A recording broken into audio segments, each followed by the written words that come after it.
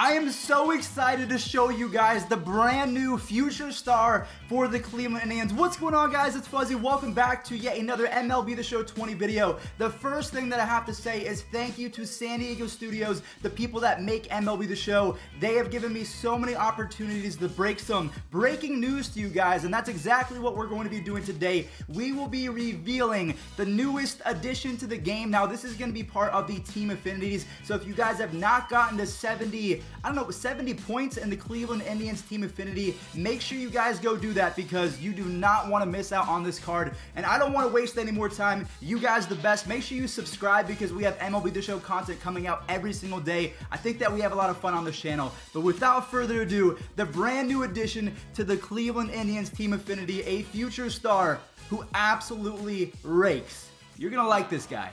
Just a perfect afternoon for baseball. 80 degrees under clear blue skies. Oh, and look at this. That might be the furthest baseball I've ever seen hit. Hey, yo, Nolan, could you not do that right before I hit? Because I can't do that. Oh, yeah, no way. No, I'm not catching that. No shot.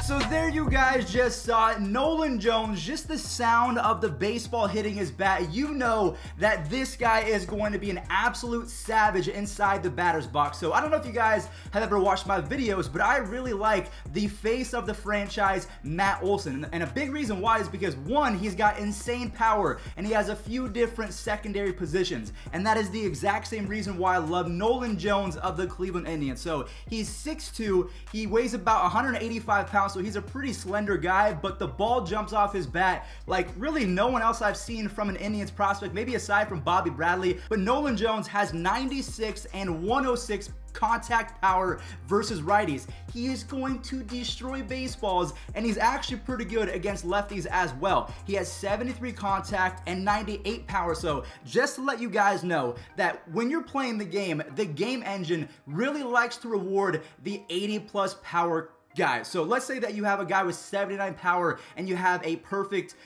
hit.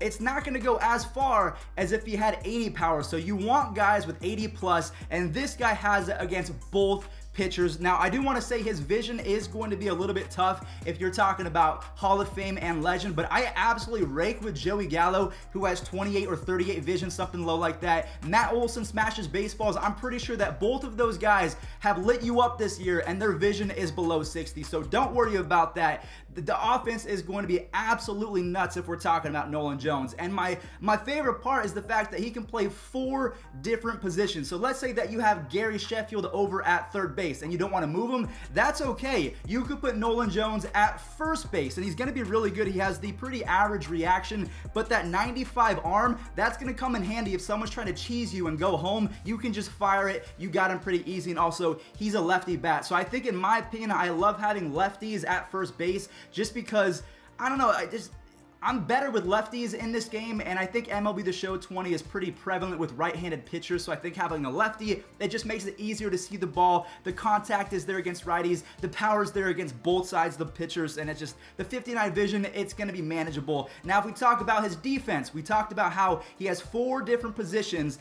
He does have the 79 fielding, so he is going to take a slight cut. I think it's going to be 74 fielding if you put him at first base, and same for left and right field, but he can get the job done. I don't recommend putting him in right field because that's a lot of ground to cover, and that 45 speed is it is tough, I will say that. So in my opinion, Nolan Jones is going to be my starting first baseman, and the biggest reason why is because Matt Olson, while he is amazing, Nolan Jones is pretty much him on steroids. I think that his swing is going to be glitchy as well. I showed you guys his in-game swing. It's ridiculous. He's got the nice leg kick. He's got the nice follow through. He's pretty he just knows what he's doing over here. So I just want to say thank you guys for supporting me and allowing me to present you with this card, because he is absolutely dominant and I cannot wait. 21-year-old Nolan Jones, 94 overall, an absolute beast. So what I want to do right now, just because we did show off the card, I want to show you guys how I get all of my face of the franchise cards. So the face of the franchise is the first round of Team Affinity. So if you guys come over here to Team Affinity, you just saw my team. How many guys do I have? I think I have 6 of them. So we have Carlos Santana, Carlos Correa, Shohei Ohtani, Matt Olson, and Joey Gallo. So we have 5 of them, I believe. I thought we had 6, but I can't remember the other guy. But let's say that we're going for the Team Affinity Nolan Jones, which is what I'm going to be doing, because if I'm going to go ahead and debut him to the world, I might as well have him on my team, and he absolutely smashes, so I'm ready for that. So as you guys can see, I have 70 out of 70. Now, what I'm going to do is a little bit, it's different than what you've seen on the internet, because a lot of the creators like to say, make sure you do showdown, blah, blah, blah. Showdown is really awesome for guys that don't have a lot of stubs. So I'm going to give both options right now, but my favorite way to get these Team Affinities done and to get as many points as possible is to come all the way to the left, go to missions, and then down here where it says exchange Indians rivals. All of my Team Affinity players, my face of the franchise cards, I've gotten each of them in about 10 minutes. So in my opinion, because I can get 9 wins in Battle Royale, or for me, because it's for content, I just buy stubs and I exchange golds. Now, a lot of you guys might say, oh, you spend money on the game, you suck. Well, you know what? I have my Cleveland Indians blanket. It shields me from all the hate, so I don't want to hear anything from you guys, but there's different ways to do that. So essentially what I do is I come over here to exchange. Now, I did know, I saw that Coog said that you could get silvers. My favorite thing to do is to look for the cheapest gold that has the highest rating. So if we take a look, Eugenio Suarez, you can exchange him about 3 times and you get roughly about 40,000 points, right? So what I do is I buy 3 Eugenio Suarez, and then I come over here to some silvers, and I usually buy 2 or 3 of the Eloy Jimenez, maybe a Marwin Gonzalez. In my opinion, you can get 10 points for about, I would say maybe 6,000 to 7,000 stubs if you do this right. And that's what I've been doing. So I really like to save my stubs. I have all my collections done. So that is option number 1. If you have the stubs, if you're good at BR, if you like putting money into the game, exchanging can get you all of these Team Affinities within, I don't know, a day. You can get all 30 if you just want to spend some stubs, and you can get every single one of these in a pretty fast, timely fashion, but the only thing is it's going to cost. Now, if you want to do the no money spent approach, totally okay. I do want to try that. I believe I finished the A's with an AL West showdown. So what I did is I came over here to missions, and then I did the American League West showdown exchange. Now, if you guys want to learn how to do showdown, there are plenty of videos out there. Cougs has done something like that. I believe that Shelfie has done it as well. And one thing I do want to note as well is this one's actually not too bad. 250 innings with Oakland A players. If you go into a CPU game with, I mean, you have guys, you have a pitcher, you have relief pitchers, you have positional players, you have pinch hitters.